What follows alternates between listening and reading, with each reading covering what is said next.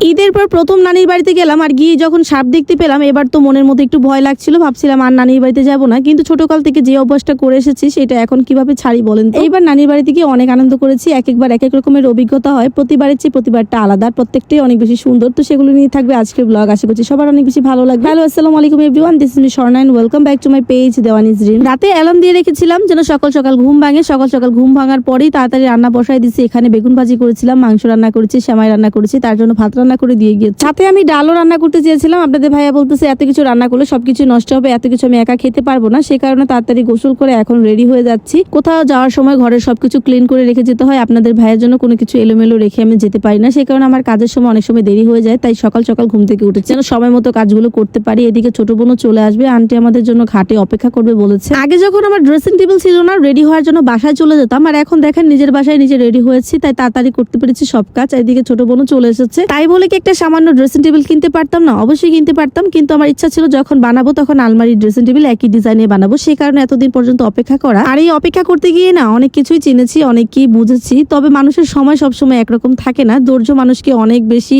এগিয়ে নিয়ে যায়। যখন আমি ভালো থাকার চেষ্টা করি, মানুষ যখন এসে মিল দেয় তখন সেই আগের দিনের কথাগুলো আমার মনে পড়ে যায়। যাই হোক, দুই বোন ঘাটে এসে 10 থেকে 15 মিনিট দাঁড়ায় রয়েছি, আন্টি আঙ্কেলের আসার কোনো খবর নাই। তারা বলছে আমাদের আগে নাকি তারা আসবে, এখন আমরাই অপেক্ষা করতেছি তাদের জন্য। এইদিকে ঘাটটা একটু দেখতেছিলাম, এটার সাথে একটা আত্মার সম্পর্ক হয়ে গেছে, দিয়ে আসলে মনে হয় ওই তো আমার নানির বাড়ি। নৌকায় উঠতেই আঙ্কেল আন্টির ব্যাগ ফেলে দিতেছে পানির মধ্যে, বলতেছে এই ব্যাগে অনেক টাকা আছে, তো এগুলো নিয়ে আমরা মজা করতেছিলাম। এই তো ফাইনালি আমরা নানির বাড়িতে চলে এসেছি। সেই ছোটবেলা থেকে দেখতাম নানির বাসায় আসার আগেই মামা আমাদের জন্য আগে এসে অপেক্ষা করতো আমাদেরকে আগায় নিয়ে যাওয়ার জন্য। তো এইবার মামার সাথে মামার ছেলেও চলে এসেছে, মাশাল্লাহ মাশাল্লাহ, সবাই মাশাল্লাহ বলে দিবেন। সেদিন এত বেশি গরম ছিল, আসার সময় আমরা অনেক হাঁপাই গেছি। আঙ্কেল আমাদের সবাইকে আইসক্রিম কিনে দিচ্ছিল আর সবার জন্য কোক কিনেছে। তো আমার আবার আইসক্রিম ছাড়া কোক টোক তেমন একটা পছন্দ না, তাই নিজেদের জন্য আইসক্রিমই নিয়েছি। হঠাৎ করে শুনতে পেলাম পাশের বাড়িতে নাকি সাপ দেখতে পেরেছে, এটা শুনে তো দৌড়ায় চলে গেলাম, কিন্তু দুর্ভাগ্যবশত আমি দেখতে পেলাম না। অনেক মানুষ জমে গেছে, সবাই বলতেছে হলুদ কালারের সাপ, বিশাল বড় সাইজের, আমি দেখতে পেলাম না, সেখানে খুব কষ্ট লাগতেছিল আর এদিকে ভয়ও লাগতেছিল। সাপ দেখতে না পেরে মামার ছাগলের সাথে এসে একটু মজা করতেছিলাম। মাত্র নতুন বাচ্চা হয়েছে এই ছাগলটার, কিন্তু কোনোভাবে তার বাচ্চার সামনে যেতে দিতেছিল না। আমি চেয়েছিলাম একটু বাচ্চা কোলে নিয়ে আদর করবো, পরে মামা আমাকে একটা বাচ্চা কোলে এনে দিছে, কিন্তু তারপরও দেখেন আমাকে গুতা দেওয়ার জন্য সামনে বারবার চলে আসতেছে। আমি বাচ্চাকে একটু ফিডার খাওয়ালাম, কিন্তু মামা আমার থেকে ভালো খাওয়াতে পারে। এই যে দেখেন এখানে সবগুলো মামার ছাগল ছিল, মাশাআল্লাহ সবাইকে খাবার দেওয়া হয়েছে এখানে। এদিকে সাদিয়া বাচ্চাটা নিল, ওরে কিছুই বললো না। আমার সাথে না মানুষ ছাগল পশু পাখি সবাই দুর্যোগ করে। তারপর আর কি আরেক নানির বাসায় বসে বসে আম খাইতেছিলাম, কারণ এই বাসায় না অনেক বাতাস, দিন রাত 24 ঘন্টা, গরম লাগলে এখানে চলে আসে। এই বছরের প্রথম কাঁচা আম নানির বাড়িতে গিয়ে খেলাম, বাইরে ভাই এত পরিমাণের টক, তো বাড়িটা ঘুরে ঘুরে দেখতেছিলাম, অনেক বড় একটা বাড়ি ছিল। আর নানির বাড়িতে গেলে আমি ঘরে বসে থাকতে পারি না, কারণ সব বাড়ি ঘুরে ঘুরে দেখি। ছোটবেলায় এখানে কত খেলতে আসতাম, সেই কারণে ঘুরে ঘুরে সব বাড়িতেই যাই, দেখি নতুন নতুন কি কি হয়েছে। ভাইরে ভাই, আমার ছোট বোনের থেকে আমি বেশি দৌড়াদৌড়ি করি নানির বাড়িতে গেলে, এক জায়গায় আমি কোনো সময়ই থাকি না। এর মধ্যে আমার খালতো ভাই আর মামতো বোন মিলে দুজন আমার জন্য আম কুড়াই নিয়ে আসছে, গাছতলায় অনেকগুলো আম ছিল, তো এই আমগুলো আবার আমি বাসায় নিয়ে আসবো, সেই কারণে এগুলো সুন্দর সযত্নে রেখে দিচ্ছি। আমাদের এখানে এই আম তো রাস্তায় পড়ে থাকতে দেখবেনই না, কারণ একটা আম পড়লে সবাই নিয়ে যায়, আর এখানে গাছতলায় অনেক আম পড়ে থাকে। তারপর দুপুরে খাওয়া দাওয়া করে সন্ধ্যাবেলা আবার আইসক্রিম খেতে গেছি। সেই দিন আমি কয়েকটা আইসক্রিম খাইছি, এত গরম লাগতেছিল সেই দিন, কি আর বলবো। এরপর নানি দেখলাম ময়দা সময় রান্না করছে, দুপুরে পোলাও মাংস এগুলো খেয়ে আসলে আমার অনেক বেশি গ্যাস্ট্রিকের প্রবলেম হতেছিল। তারপরও এই পিঠা দিয়ে আমি এখন সেমাই খাবো, কারণ আমার অনেক বেশি পছন্দ। বাসায় এইভাবে করে আমিও খাই, আমাদের বাসায় যখন এই সেমাই গুলা থাকে সাথে এই পিঠা থাকে, দুইটা একসাথে এরকম করে তারপর খাই, আমার অনেক মজা লাগে। তোমরা কারা কারা খেয়েছো কমেন্ট করে জানাতে পারো। আজকের নানির বাড়ির ব্লগটা এখানে শেষ করছি, দেখা হবে নেক্সট ব্লগে, অনেক বেশি ইন্টারেস্টিং পার্ট আছে সেখানে। সেই পর্যন্ত সবাই ভালো থেকে সুস্থ থেকো, আল্লাহ হাফেজ।